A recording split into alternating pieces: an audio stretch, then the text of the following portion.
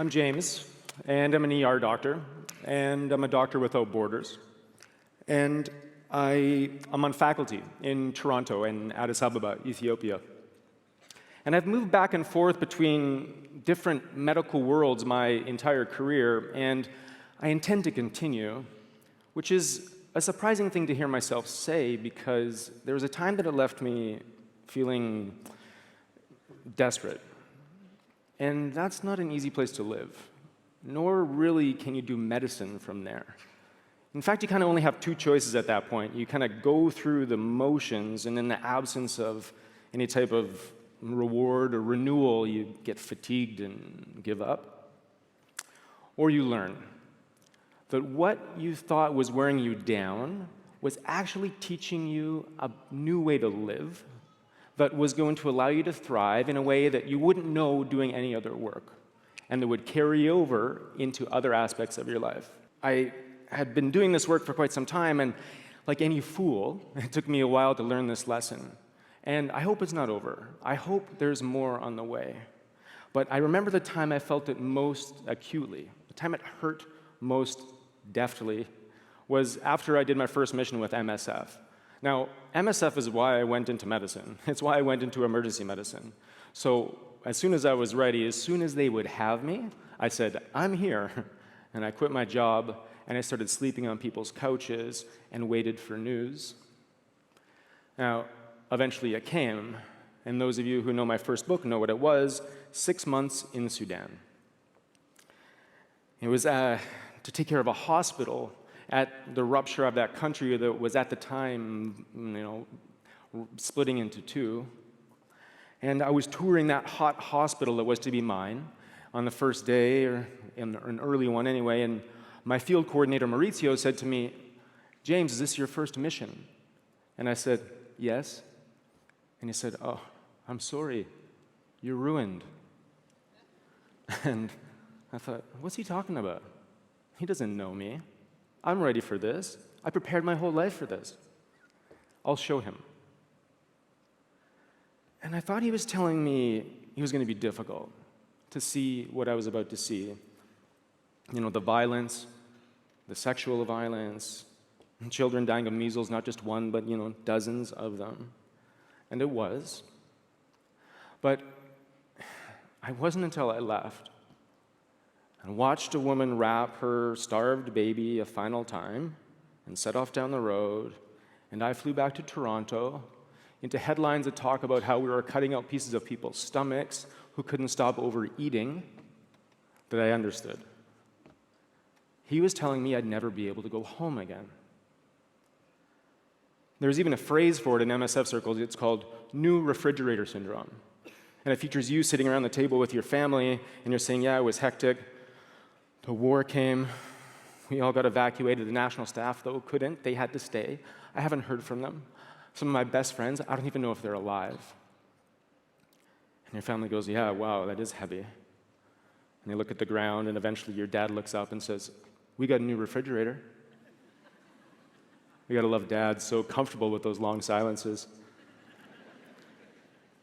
So you stop talking, you get back on a plane, or you decide to carry it and hope you're gonna forget, and just find something else to do that's easier to explain.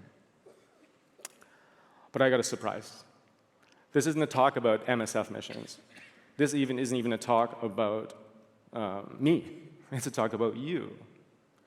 And because I think you know exactly what I'm talking about, reckoning the life that you see inside the hospital or in the back of an ambulance with the life you have outside of it, standing next to the hurt and the dead. Now, healthcare professionals, everyone knows they burn out faster than any other type. Frontline workers even more. But it's not the hours. We can learn the hours.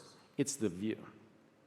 It's standing next to person after person, their face puffing fat with BiPAP, then turning blue, then their mourning family, and wondering not if that will be us, but when and how. Now, we have 10 words to describe eczema, but neither the forum nor the language to talk about what that does to a person. So we tend to default to a few almost automatic behaviors. We try to shut that big feeling down. We use alcohol, drugs, denial. We can set up an emotional barrier between us and our patients, hoping that we don't get hurt like that again. We carry that into relationships with other people. Or we turn it into something else. So, sadness or frustration can come up as meanness that we pass around to each other in the hospital, or even onto our patients, maybe even to the people at home who we love. You guys know what I mean? Some of you, maybe? Okay, so first a non-hospital example. You're driving on the highway and someone cuts you off, and it's really close. So you flicker your lights at them to say, you can do better. And, right?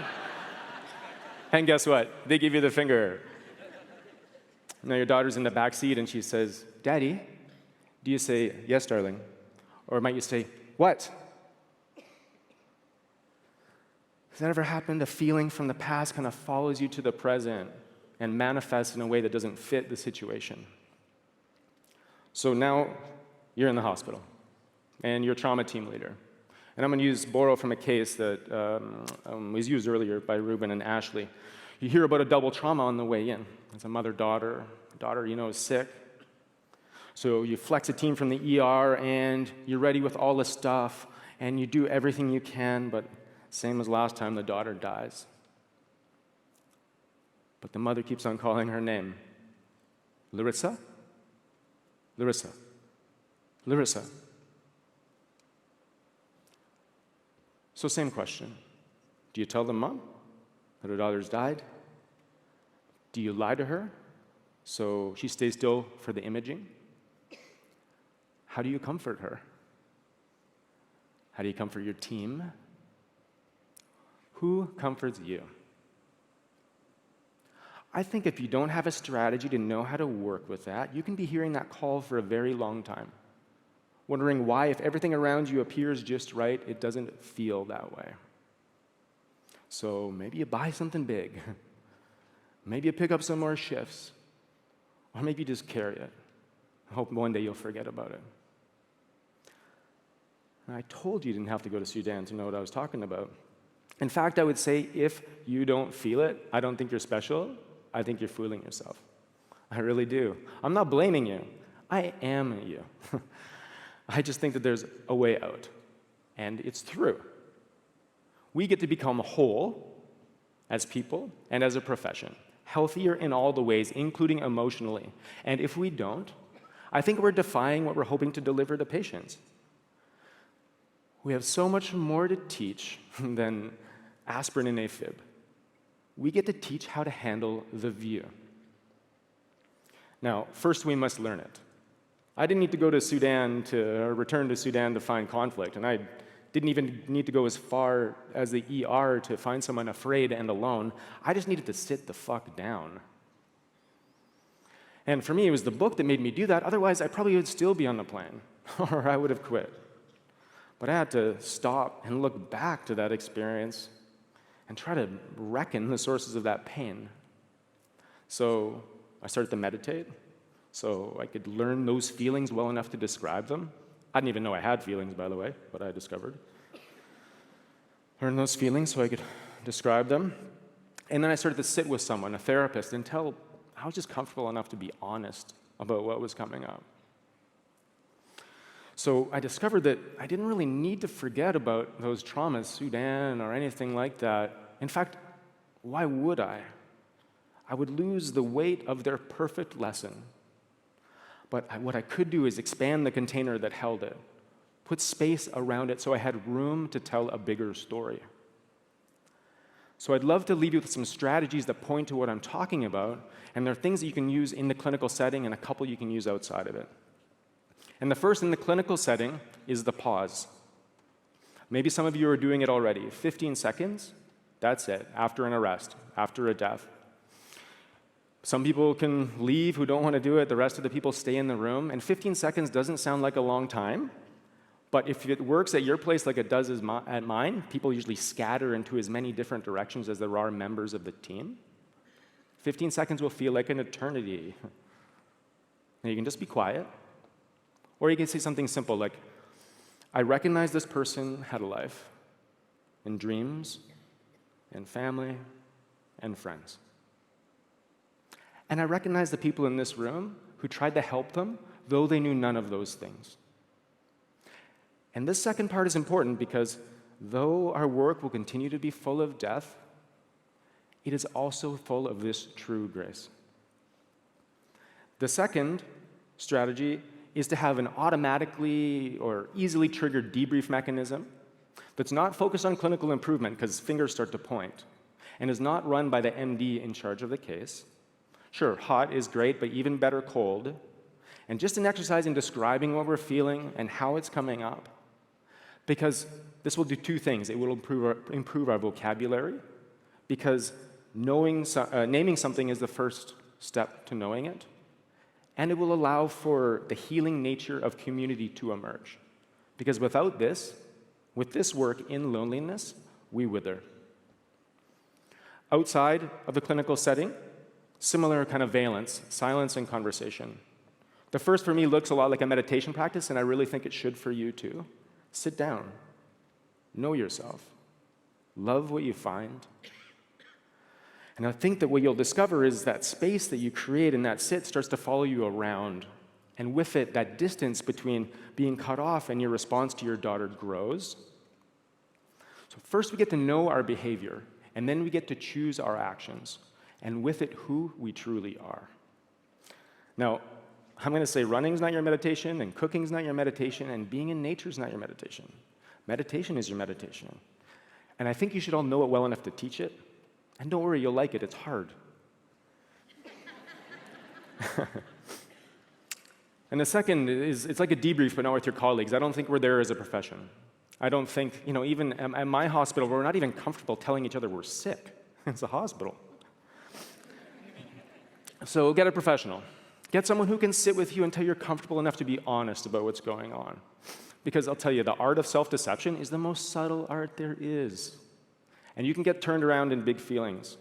And I bet you your hospital already has something through your employee assistance program, a psychologist you don't even have to pay for. And I know, you're good. I was too. But why even wait until you're bad? This is not some admission you don't have the mental toughness to stick it out in the ER or the ICU or the ambulance or whatever. It's the opposite.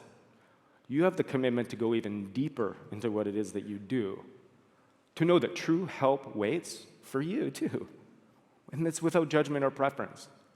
And if that doesn't sound like good medicine, like what you hope to deliver to your patients on your best day, I'll tell you something else. AI will eat us up, best us diagnostically all day, any day, every day. The only thing that program will never be able to do is when that curtain moves aside and in that stretcher is someone who's sad, afraid, and alone. No program will ever be able to say, I know how it feels, and I'm here with you. I know how it feels, and I'm here with you. That is true medicine. Those people take all of their pills. Their follow-up rates are high, and I bet you they'd even need less morphine for pain. And in that beautiful truth, as we get theirs, we get ours too. Now, I know people don't turn to us just for comfort, but for stab wounds too. But the only way I've gotten that right from start to finish in Sydney or Sudan or Toronto is when into that active space that we create in the ER or in that paused and silent room, in that moment after you ask and truly mean it to a stranger, how can I help you? Or become clear about the nature of our own pain, into that space rushes love to do its infinite and endless work of repair. Now, for me, here's the bigger story. Not that many years ago, on the ground floor, someone drew a line. And they said, we're going to call this line triage. And beyond it, it doesn't matter who you are. Young, old, rich, poor, white, black, Muslim, Jew, straight, gay. It only matters how you are. And as we let it include us, what is a way of thinking becomes a way of being. And we get to take that all over the world, to as many places as possible, until you no longer need the line.